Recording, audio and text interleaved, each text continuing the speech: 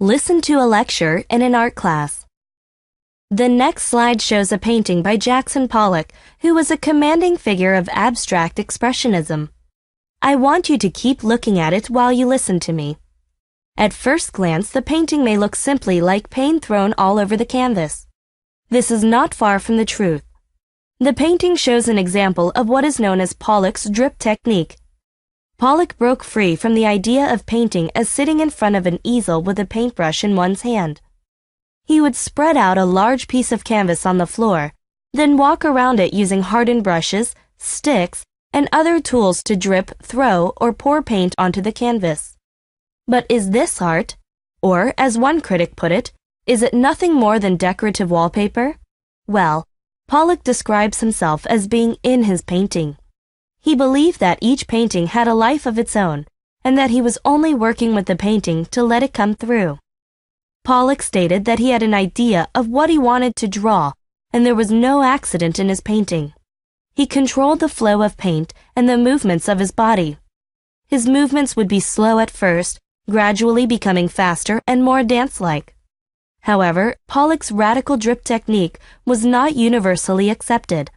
To the viewer, what he was trying to portray in his paintings seemed vague. Some said that his paintings are visions of chaos. Others said that his paintings show transformations that occur all through the cycle of life. Pollock may have used symbols and images that all humans can subconsciously recognize. This would explain why, although we may not understand his work, we are nevertheless drawn to it. Why does the teacher say this? But is this art? Or, as one critic put it, is it nothing more than decorative wallpaper?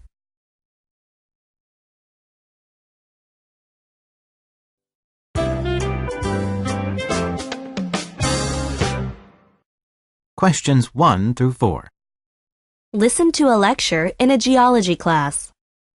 The Dead Sea is a salt lake that lies between Israel and Jordan. It is located in the center of a rift called the Great Rift Valley. The rift formed as two crustal plates spread apart. Think of the plates as a caramel bar. If you pull the bar in opposite directions, it will stretch thin in the middle and hang low. That's what happened to the crust in the Great Rift Valley. As the crust got thin, the rift sank downward. A long time ago, the lowered place was flooded by waters from the Red Sea, and the waters eventually formed in a long narrow bay. Then the area surrounding this lowered place rose, thus sealing off the body of water. This is how the long bay became a lake, the Dead Sea. The Dead Sea is the saltiest body of water on Earth. Well, there are some reasons the Dead Sea is so salty. The Jordan River and several streams coming down from surrounding mountains flow into the Dead Sea. The water from the river and streams contain dissolved salt and other materials. Since the Dead Sea is sealed off, there is no way for the water to escape.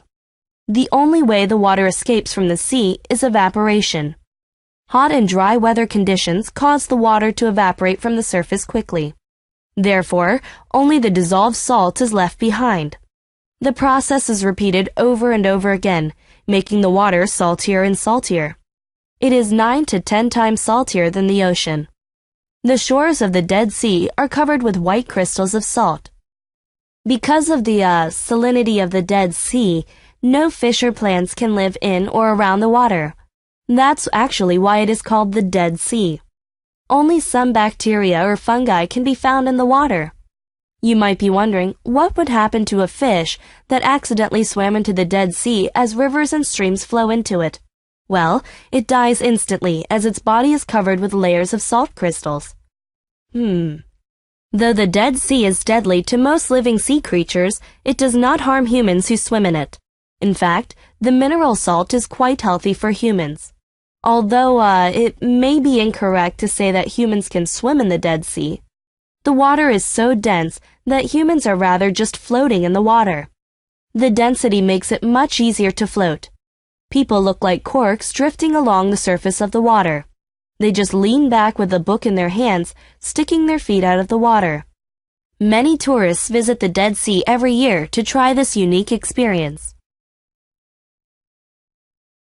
Now get ready to answer the questions. You may use your notes to help you answer. 1. How does the teacher talk about the formation of the Dead Sea?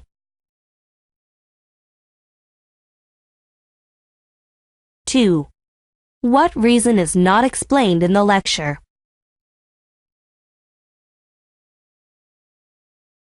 3. Why does the teacher mention corks?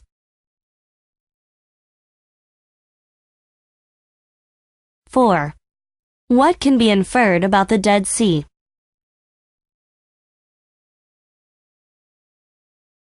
Questions 5 through 8. Listen to a discussion in a world history class. I'd like to discuss with you today one of the worst disasters in history, the Chernobyl nuclear disaster. At the time, the Chernobyl nuclear power plant had 4 working nuclear reactors. On the 25th of April, in 1986, reactor number 4 was shut down for a routine checkup. The operators planned to run a test to see if the turbines in the reactor could keep the cooling system running in case of a power outage. To perform the test, they had to turn off several safety systems. The test that began at 1 a.m. was stopped midway because the cooling system had some problems. It restarted at 11:10 p.m. that night, but less than 2 hours later, the reactor's power suddenly dropped. The reactor went out of control and exploded at 1:23 a.m. on April 26th. As a result, radioactive material that was sent out into the atmosphere blew all across Europe to the northeast of North America. Nearly 30 people died soon after from radiation, and hundreds of thousands of people were relocated. Besides, since then, thousands of cancer cases related to the accident have been reported. Now, based on what you have heard so far, what do you think caused the disaster? I think the disaster was due to the operators.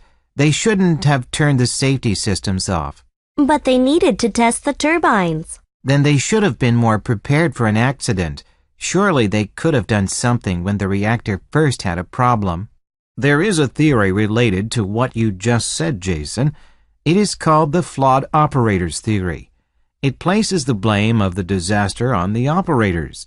As I mentioned before, 2 tests took place on April 25th, one at 1 a.m. and the other at 11:10 p.m. There were 2 different operating crew. The night crew had little experience. They may not have been able to handle the situation. I think the reason for the disaster could be the reactor itself. There must have been something wrong with it. That leads us to another theory, called the flawed design theory. It states that the accident was the result of flaws in the reactor design. When most reactors get too hot, they produce less energy. However, since reactor number 4 was designed differently, it was likely to suddenly produce more energy when the temperature rose. That is what caused the explosion, which led to such widespread damage. So which theory is correct? Well, that is for each of you to think about. I think they're both correct. That may be. Disasters like this rarely happen for one reason. Now get ready to answer the questions. You may use your notes to help you answer. 5. What is the main topic of the discussion?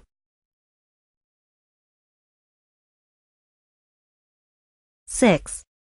How does the teacher talk about what caused the disaster?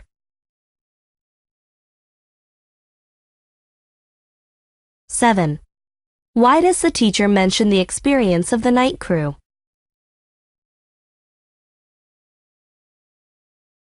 8. What is the teacher's attitude toward the Chernobyl disaster?